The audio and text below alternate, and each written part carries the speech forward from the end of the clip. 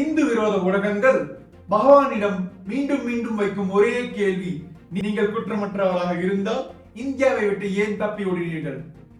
முதலாவது, பகவான் தப்பி ஓடவில்லை, அவர் சட்டவிரோதமாக நாடு கடத்தப்பட்டார்.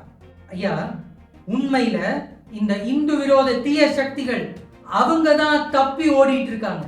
உண்மையில் கர்நாடகா ராம்நகர நீதிமன்றம் இந்து விரோத தீய சக்தியான லெனின் கருப்பன் மீது 4 நான் பெயிலபிள் அரெஸ்ட் வாரண்ட் இஷ்யூ பண்ணியிருக்காங்க. அவன் தான் தொடர்ந்து நீதித்துறையை அவமதித்து தொடர்ந்து தப்பி ஓடிட்டு இருக்கான். பகவான் இல்ல. இந்து விரோத ஊடகங்களுக்கு நான் வைக்கும் கேள்வி இது, நீங்கள் ஏன் இந்த உண்மையை வெளியிடவில்லை? பணத்திற்காக மலம் தின்னும் நாய்கள் இந்து விரோத ஊடகங்கள். ஒருத்தரை பிளாக்மெயில் பண்றது, பணம் பறிக்கிறது, அதுக்கப்புறம் அவங்க மேலேயே போய் வழக்கும் சுமத்தி அவங்கள தொடர்ந்து டார்ச்சர் பண்றது.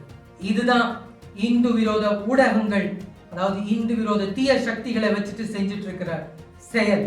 இத நான் சொல்லலைங்கயா, அந்த ஊடகத்தின் தலைமை செயலர் ஹன்ஸ்ராஜ் சக்சேனா அவர் சொல்றார். எடிட்டரும் அவர் டிபார்ட்மெண்ட்ல இருக்கிற ஆளும் அவங்க பண்ண ஒரு மிரட்டல் நாடகம் தான் இந்த நித்யானந்தா. அந்த நியூஸ் டிபார்ட்மெண்ட் எதுவா இருந்தாலும் காசு கொடுத்தா போடுவாங்க, காசு கொடுத்தா நிப்பாட்டுங்க. அந்த நியூஸ் எடிட்டர் ராஜா இந்த டீம் தான் சார், அவங்க தான் சார் பண்றது.